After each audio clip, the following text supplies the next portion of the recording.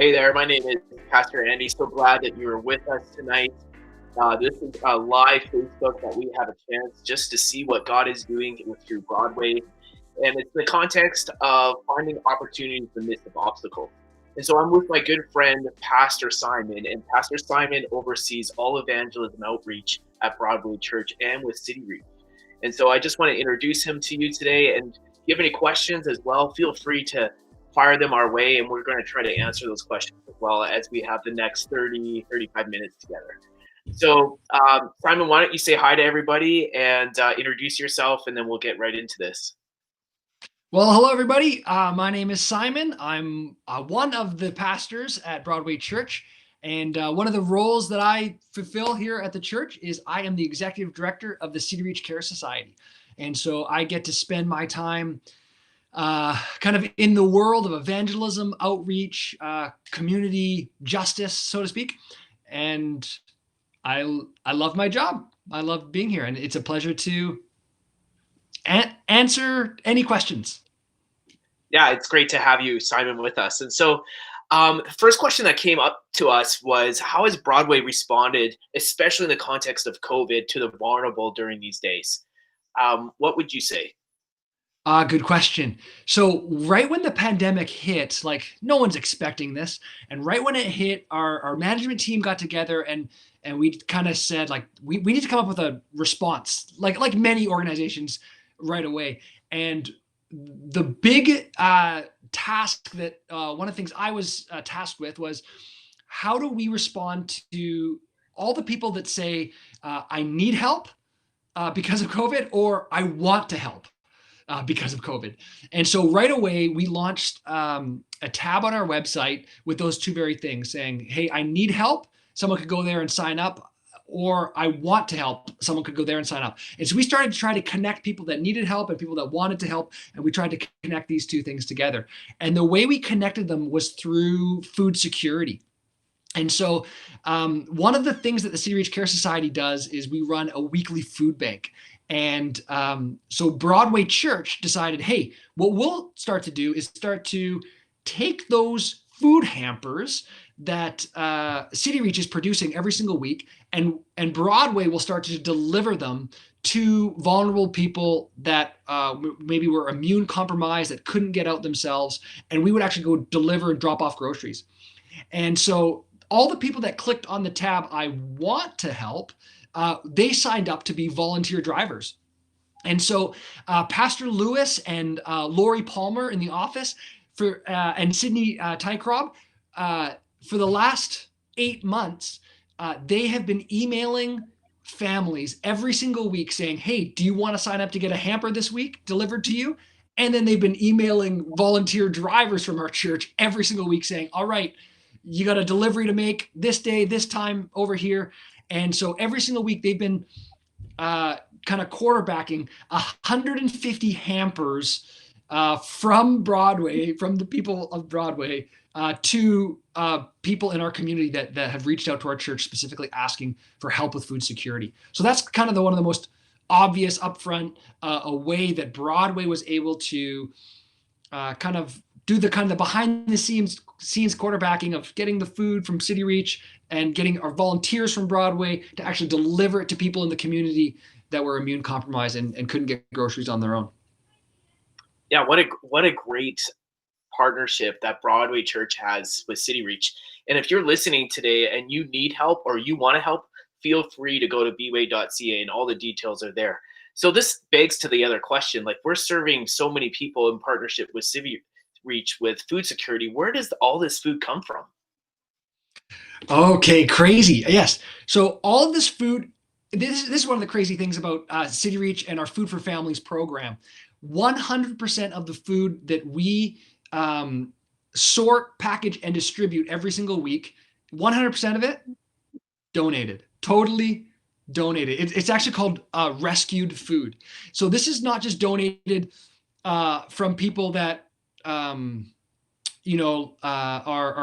like going, oh, I just want to donate random food. This is food that is about to go to the dump, food that is not expired, but maybe close to the expiry date. And it needs to get into people's hands and bellies like ASAP because it's getting close to the expiry date. And so grocery stores will donate it to us. We take it, we sort through it, we package it, and then able to distribute it. And so we have some great food security partners. Save On Foods is a great partner of ours. IGA is a good one. Fresh Street Market is a great one. We partner with Windset Farms. They're a great long-term partner of ours. We do Liberté for yogurt. They're so good to us. And there's too many to name all at once, but GFS is another great donor of ours. Yen Brothers has donated towards us. Cisco has donated towards us. We have all of these different kind of food partners, whether they be wholesalers, warehouses, farms, grocery stores, and we pick up all this food every week. We rescue it, so to speak, from going to the dump, and then we're able to get that out to families that need it. And what's crazy is, so all of last year, in 2019, for the whole year, we were able to rescue $150,000 worth of food, which is pretty incredible. Yeah, it is. But COVID changed everything, and all the people that were kind of teetering on the edge of vulnerability, the people that would be like, oh, I would never go to a food bank. This is normally not my style. Those people that are now in a state of newfound vulnerability, going, I need to access a food bank because of I lost my job, or because of other expenses in my life now because of COVID or other concerns. And so our numbers of guests for our food bank, for the Food for Families program, have skyrocketed tenfold. And that means the amount of food that we need to rescue has also gone up. So last year, 2019, we did $150,000 worth of rescued food. So far this year in 2020, we've already rescued over $1 million worth of food. And so that's $1 million of fresh produce and bread and meat, vegetables, you name it, yogurt, dairy, milk, all rescued, picked up by our truck drivers, dropped off by other great community organizations like Food Stash. And we are just so, we feel like we're kind of the gatekeepers, the middle pieces between the food that's going to be thrown out and the people that need the food. We kind of stand as the middle ground to help people that are food insecure. Yeah, what a great story of opportunities in the midst of obstacles. Simon, could you just mention really quickly, you talked about how much money represented 2019 to 2020 in regards to food security, food safety, food rescue. What does that represent for families served? That's a great question. So right now, we actually, just this last week, we packaged and distributed 1,000 hampers to vulnerable families, seniors, individuals in our community. And every hamper that we package is about $80 in value. So every week, if you're doing 1,000 hampers at $80 in value, it it adds up quick.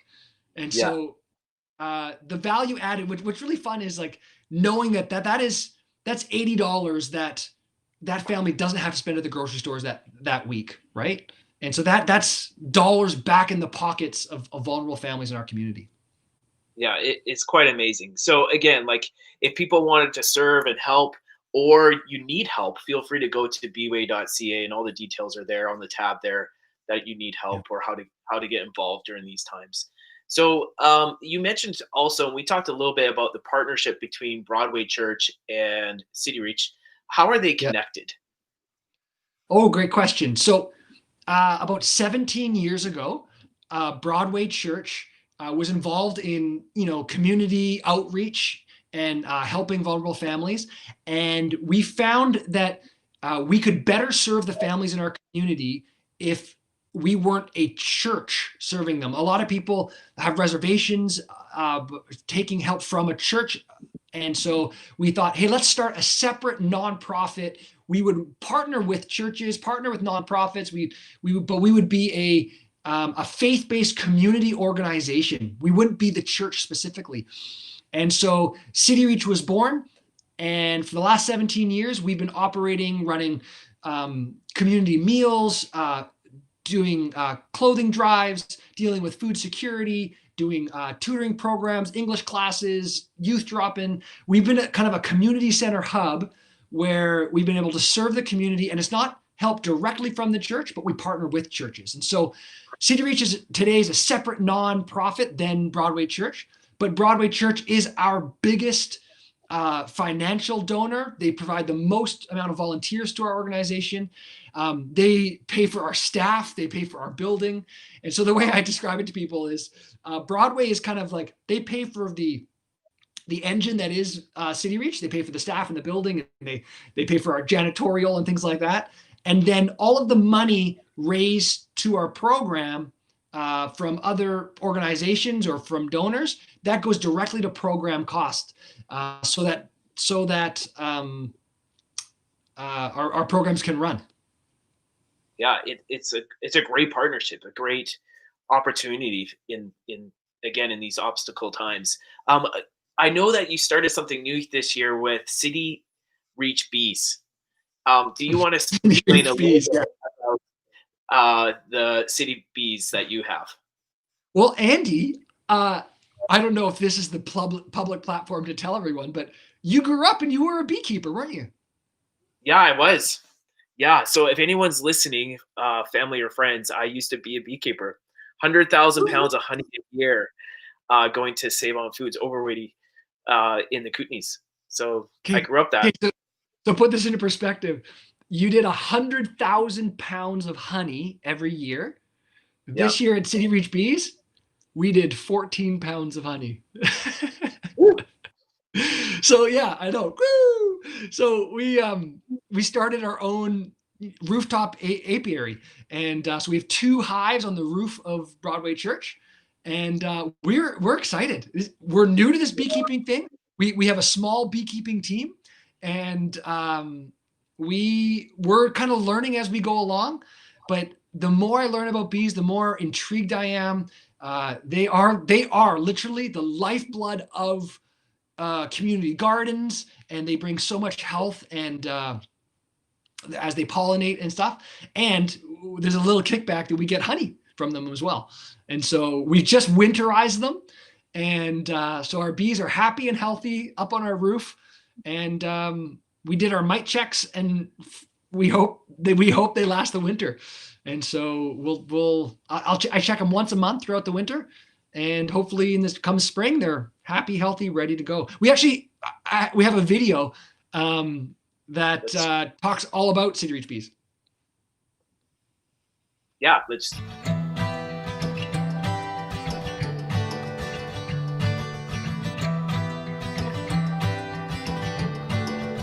One of our values here at City Reach is the ability to partner with our city and to partner with our community. We really want to be a community organization here to serve the needs of our neighbors and the community around us. And so the bees, they do a lot of amazing things in the community, just in terms of pollinating gardens and neighborhoods, beautifying our space, helping the environment. And we want to partner with the City of Vancouver.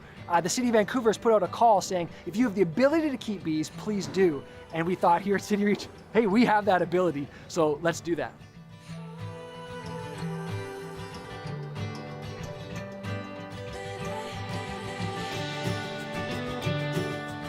As we say, hey, we are for the city and we are for the community, and this is one of the ways we're able to show it, saying, hey, we want to be more green, we want to get into this space. We are seeing people from all over our community come together and say, hey, we want to support this kind of project. We want to support an initiative and an organization that cares this way about the community. One of the amazing bonuses of keeping bees is they make honey. And so we're actually hoping to package up some of the honey at the end of the season and be able to give that to some of our City Reach donors and just to say thank you for your sponsorship, thank you for your support. And we'd also like to sell it out of Timber Bistro and Books as a way of marketing and letting people know what we're doing, and as a way of people supporting City Reach.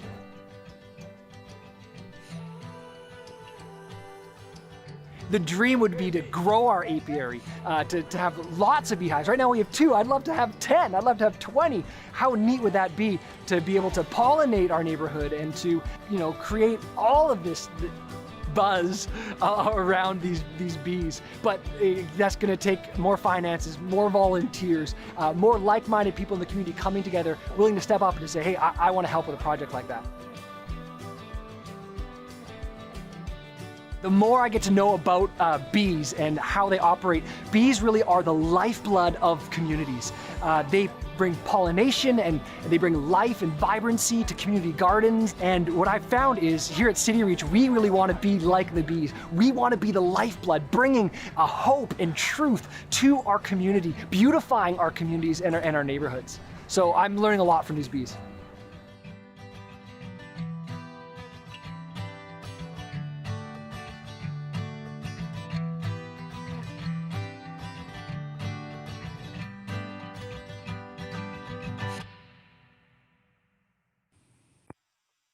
So we filmed that video pre-COVID, obviously, and the dream was to, harvest all this honey and sell it at Timber and raise awareness. And so we, in our first year having bees, we didn't get that much honey. We got 14 pounds, like I mentioned.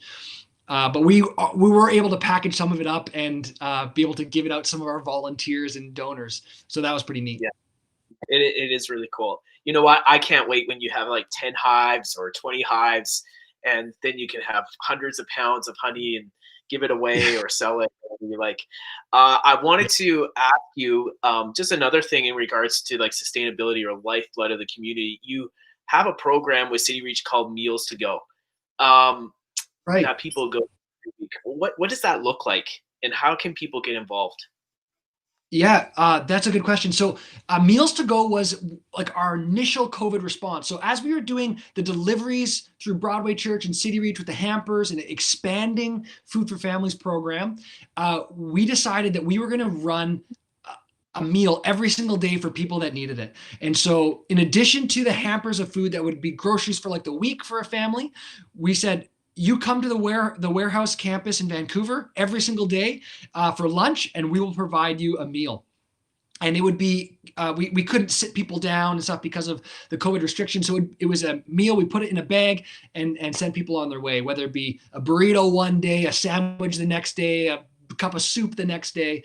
And Meg and Josh joined our team for a few months to oversee that program and did an amazing job. We had so many volunteers come on board that did a great job. And over the 6 months that we ran that program, we served over 8,600 meals, not only out of our Vancouver campus, but also our Tri-Cities campus.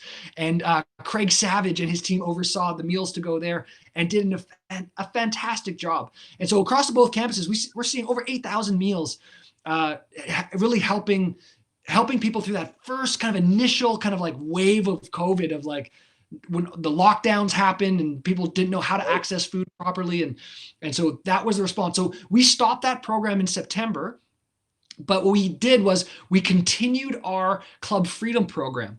And so Club Freedom runs every single Sunday, and this program never stopped. I'm so proud of Jamal and Craig and Ken and their team at Club Freedom. They didn't even take not even a day off.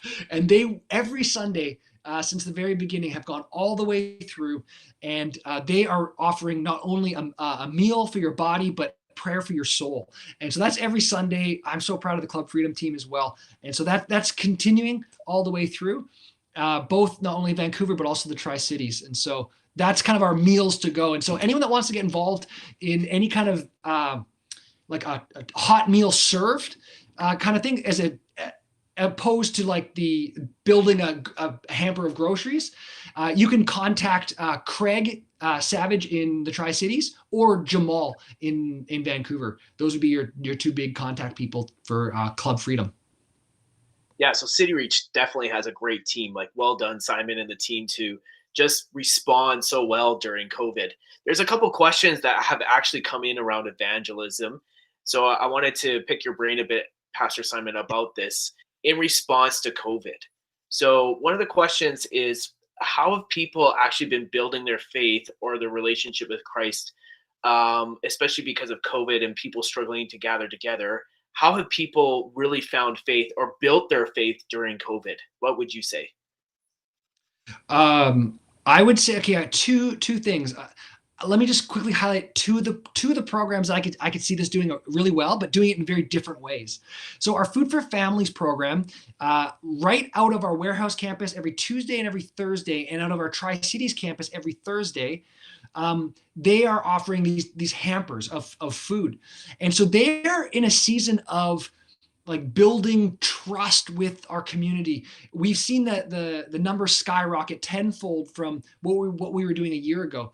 And so they're in a season of meeting the guests, meeting new families, and really building trust. And so the evangelism that they are engaging in isn't this like outward, let me pray for you, let me preach a message to you, let's sing a worship song together. Like, it's not this big outward show of evangelism. It's like this nitty gritty, front lines, grassroots, build relationships, get to know you, share your life with type of evangelism, with our community on the front lines. And the food hamper is our access point. It's the thing in common. It's the thing that is drawing people to us so that we can engage in that conversation, start to build that relationship. And so that's the way that Food for Families is doing evangelism right now during the season of COVID, and this season of like building trust and relationship. The other group I see doing such a good job of evangelism right now is Club Freedom.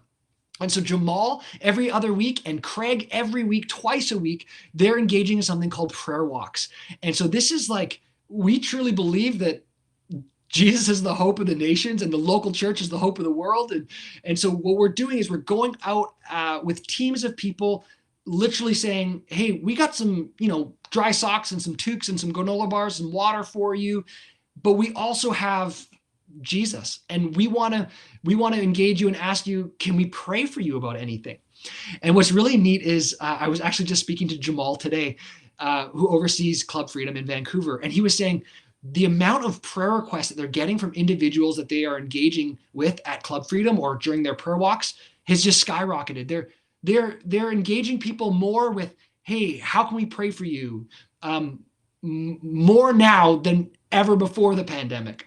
And so they're seeing more and more people come to faith in Jesus, renew their faith in Jesus, and really engage in conversation about Jesus. And it's weird to think, but like, we have the pandemic to thank for that. The pandemic screwed up all our plans and forced us to do ministry differently. But now we're finding, oh, actually, this new and different way of doing ministry is actually leading to some really cool results for the kingdom of God. Yeah, that's a great story. Thanks, Simon. How do you find, in regards to evangelism, that partnership with City Reach and Broadway? How have people who have been prayed for or have come to Christ found relationship or connection with Broadway? Yeah, we've seen a lot of kind of connection because Broadway is our closest partner. We've seen a lot of connection between City Reach and Broadway Church specifically. And what's the thing that gets me most excited, the connection that gets me most excited, is when someone gets baptized at Broadway Church, and their story is linked back to, oh, I first heard about Broadway Church because I was in the lineup at Food for Families getting a food hamper. And I heard about the connection to Broadway Church. And from there, I decided to go take a parenting course, or I went to the Skeptic course, or I took Alpha online. And now here I am. I want to give my heart to Jesus. I want to get plugged into the local church, and I want to be baptized and publicly declare that I found Jesus.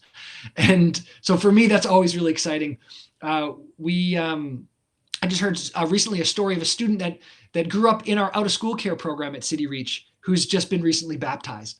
And so I go, that was 13 years in the making, that story. But it's really neat. I was at the POCO campus just recently for one of the watch parties before the restrictions stopped our watch parties. And I was sitting in the front row, and 6 feet away from me was somebody else, and I didn't recognize them. They were wearing their mask. And after the service, I went up to them and I said, hi, how long have you been attending Broadway Church? And she said, oh, it's my very first time. I attended Food for Families, and there I heard about Club Freedom, and there I heard about these watch parties. And so here I am, my very first time ever at Broadway Church. And it was such a neat interaction with this lady that I had, that hearing her journey through 2 different City Reach programs and then ending up literally in the front row of a church service just last month. Yeah, it's amazing. I think with evangelism, it comes to these Holy Spirit nudges that continue to lead us to Christ, and this is a great opportunity in the midst of obstacles for City Reach to continue to create nudges for people to come to know Jesus. With that said, as we are going into the Christmas season, there's Yeah. these boxes of love that we are going to do this year. Can you just explain a little bit how that works? How many Yeah. boxes we're and what is it going to look like this year? Simply because we are in a pandemic. Yeah. So normally for boxes of love, like last year, we did 450 boxes of love, and we had a massive event and literally had 400 families all show up, 450 families show up to the church. And it was crazy. And we're packing them in the gym. We had bouncy castles and face painters and a photo booth and handing out toys to kids. And we had Santa Claus walking around. Like, it was a cool event for families in need in our community. This year, it looks totally different because we can't gather anyone. We can't have lineups of people to come pick up their boxes. And so this year we decided, since our impact has grown so much because of COVID, we've upped our number of hampers that we're going to do. Rather than doing 450, we're going to do 700 hampers this year. And Wow. these 700 hampers, we can't have 700 people show up to the church to pick everything up. So we're actually Right. going to have about 200 delivery drivers that have scheduled pickup times to come to both the Vancouver campus and the Port Coquitlam campus, pick up their hampers for their families that they're going to be delivering to, and then be delivering 3 or 4 hampers to each family in their area. And so we just went through our registration process. We have 700 families ready to go, ready to receive a hamper. And now we're in the fundraising part where we're actually trying to raise the funds to buy all of these hampers. And so far, I just heard the numbers this morning. We've already bought and sponsored 391 boxes of love, which is really cool because, yeah, high five, which is cool because we have 2.5 more weeks to finish the rest. So we still got a long way to go, but we're over the halfway mark. And I honestly, I'm blown away by the generosity of our church every single year when people think, oh, hey, I can support a box. I can make a difference in a vulnerable family's life. And this is an easy, COVID compliant, safe way to do it. I want to be involved. And so we're asking people if they can sponsor an entire box. It's $125. And if they can't sponsor an entire box, no problem. We'd love for you to contribute any amount towards a box, and we'll add it and to our total and to help purchase these boxes. And so Paul Moore is one of the pastors on staff. Paul's been on staff for about 8 years at Broadway, and I think for the last 8 years, he has written and performed a parody video to help raise awareness and support for Boxes of Love. And every year we try to think, is there a costume we can get him in? Is there a setting that we could, make him, see if he's embarrassed at all? We could dress him up in some way. And so this year we put him in an Olaf costume to sing a song. I think we got the video. Yeah, we have to see it. Okay, let's see it. Here in 2020, Christmas is going to look a lot different. But at City Reach, Boxes of Love is still happening. Paul, why don't you tell us about it?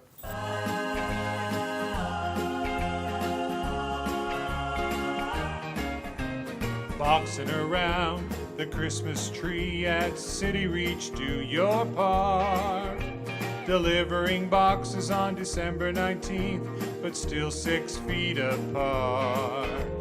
Boxing around the Christmas tree in Vancouver and Poco too. Delivering boxes on December 19th, it'll be fun for me and you. You will get a sentimental feeling when you hear. How many boxes have you ever wondered? Help us buy and pack 700. Boxes of Love is an initiative where we are going to pack and deliver 700 hampers of toys and food to vulnerable families in need in our community. Here's how you can help. You can sponsor one family for $125 this Christmas season. Not only do we need people to donate towards these hampers, we need people to deliver these hampers. So you can sign up at cityreach.org to not only donate, but also deliver a hamper to a family in need.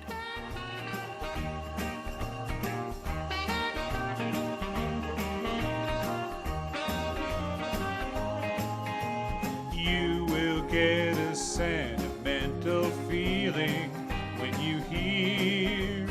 How many boxes have you ever wondered? Help us buy and pack 700. Boxing around the Christmas tree, $125 is the cost we ask. You can give online to Boxes of Love. You can even wear your mask.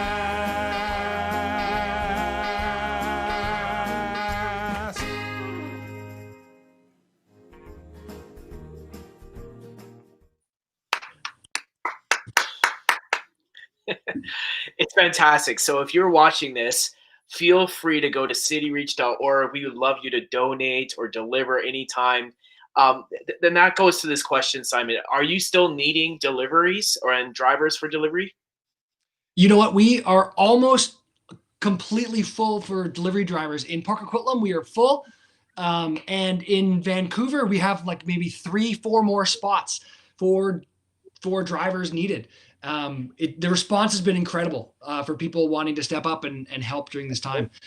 So honestly, at this point, all we're looking for is those remaining boxes to be sponsored, and then our team is like ready to go. They're on it.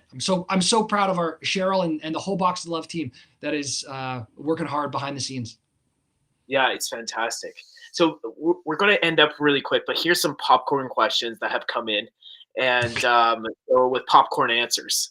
Yeah. So here's the question, Simon. First thing that comes to you, as a new Christian, did you have a sign that made you full as a believer immediately, or did it take some time? Okay. Personally, I grew up in the church. I was kind of a Christian my whole life. Like my mom and dad raised me as a Christian, went to church my whole life, went to a Christian school my whole life. I don't remember the moment in my life where I was like, I'm now a Christian. I kind of was raised in this environment, was always a Christian. And so for me, it wasn't like a boom, aha moment. Now I found Jesus for the first time kind of thing. But honestly, it's a great question, because my experience working with people for all these years as a pastor is some people have a one-time boom, I've turned around, Saul on the road to Damascus type experience where I seen the light and my life is different from this day forward. I'm never going back. And then other people have an experience where they've grown into a life with Christ. And I think the growing into a life with Christ is more of a usual response. It's more, I think, what I hear about more often, where people are slowly making decisions to surrender parts of their heart to Jesus, where they can make a one-time decision to say, yes, I want to follow Jesus. I make a decision in my heart to trust you, God. But then practically there's areas in my life that the Holy Spirit works on, and I start to clean up over time to become more and more like Christ as I journey with him. That's why they call the Christian walk a journey. Yeah, well said. In every area of life. So with my marriage, or if I'm dating, or if I'm a single person, it's just continuing being more like Christ. In fact, COVID creates opportunity to deepen in those disciplines of knowing Christ. So thank you for that, Pastor Simon. Back to City Reach and outreach. Where does someone must be asking this, but where does City Reach get all their money? Like, you have all these donors and partners and organizations alongside City Reach, but how do you guys raise these funds? Yeah, that's a good question. The money that we need to run City Reach, honestly, it comes mostly from individual donors. So there are foundations that will support us. There's grants that we write for to find support. Churches will sponsor us as well. And all these costs go to infrastructure. It goes to the program costs. We got to buy a truck and pay for gas to go pick up the food, and we got to pay a staff member to do these things. And so there's a lot of infrastructure costs that go to running an organization as large as City Reach. And most of our money comes from individual donors stepping up and saying, how can I help? I'd like to give monthly support or one-time gift. But that's where most of our money comes from. And then the rest comes from, like I mentioned, foundations, companies that want to support, or grants that we write for. Right. And these are one-time, like, annual gifts over a year, right? So every year you're going to have to raise these funds, correct? Yes. And so as the executive director, this is the thing that keeps me up at night is sure, we have funds for right now, but we don't have any income stream. Like, we're not a business where we're making money. If I just sell more product, I get more income. Like, we survive and thrive on the generosity of others. And so I don't know where next year's finances are coming from. And that is where I literally have to put my trust in God and saying, God, City Reach isn't mine, it's yours. And you care about it more than I do, but you've asked me to be the custodian for this organization, to steward it well when I'm in my position of leadership. And so honestly, we are trusting God month by month, year by year, to where the finances will come from. And honestly, God has been so faithful. People have been generous, and we have seen the funds come in thus far to continue to grow our programs and to meet the vision and for the mission we have for our community.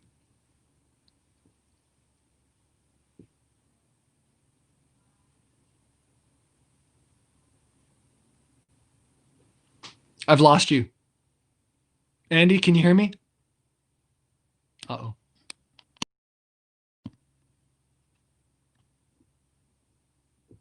You froze. I don't know if you're freezing on me or not. Andy, can you hear me? All right. I guess it's just me. I don't know if Andy's gone or not. Okay. Thank you, everyone, for your questions. I don't know if I'm ending this or if this is still live or not. I'm here. Are you there? I'm here. Yes. So, sorry, friends, that I just jumped out there and came back in. So I don't know what happened, but glad to be with you. I was going to say, I held it together for you, man. I held it together. It was a little awkward, but I managed to get through it. I was going to say, you talked a little bit about growing City Reach and the new initiatives that you guys are thinking of doing. Can you explain a little bit about the Adopt the School program and what that looks like with the initiative to the community? Because I think this is a great initiative for City Reach and for listeners that are listening in right now. Yeah, our Adopt a School program has been honestly just like a breath of fresh air to City Reach. So it was a few years ago that we realized that the best way to gain credibility and access and relationship with new people in our community so they could get to know us, so we could start serving their needs, was through the school system. Right. Families come every day and drop kids off at schools. It's a trusted place. And so we thought, how do we get into the schools and start to serve them and ask them, hey, what are your needs? And then be able to meet the families right there, because the schools are doing a great job connecting with families, knowing their needs. But oftentimes the schools are just under-resourced and they don't have the ability to help families to the extent that they would like to. And so that's where we come in. So we partner with the school and we say, what are the families that we could help with food security, or get a jacket for winter, or get them a box of love? And so we've adopted a few schools in our community to do this very thing. And so Cheryl is our Adopt a School coordinator. Craig works with the adopted schools out in the Tri-Cities area and is doing a fantastic job. You know what's really neat? When you mentioned the word growth and the Adopt a School program, just to paint a little picture, So if you don't know where we're located in East Vancouver, we drew a 3-kilometer radius around our City Reach building in East Vancouver. And we assessed how many elementary schools and high schools are in a 3-kilometer radius of our building. And we found that there's 36 elementary schools and 6 high schools just within 3 kilometers of our City Reach campus in Vancouver. So when you talk about growth, like the potential to have 36 partner schools where we have adopted and we have influenced and been able to support and pour out love and give budget money to, and to give supports to that way, the growth possibilities are endless. I'm really excited about this new program, and the response has been incredible. Schools have been flinging their doors open wide. It's been really neat. Yeah, it's definitely an untapped potential that City Reach has. And so if you're listening to this, feel free to pray for Pastor Simon and the team. Feel free to partner in any way, whether it's delivery or donating to Boxes of Love or food hampers or, adopt a school. So thank you so much, Simon. I really appreciate your time with us tonight. And if you have any questions for us, feel free to connect with us on our socials, whether it is Instagram or YouTube or Facebook. But before we end tonight, we do have a little highlight of the new sermon series that we're going through of Christmas at the Movies. So why don't you check this out, and we hope to see you on Sunday as you're watching this. Have a great night. Great to be with you, Simon. Thanks, Andy.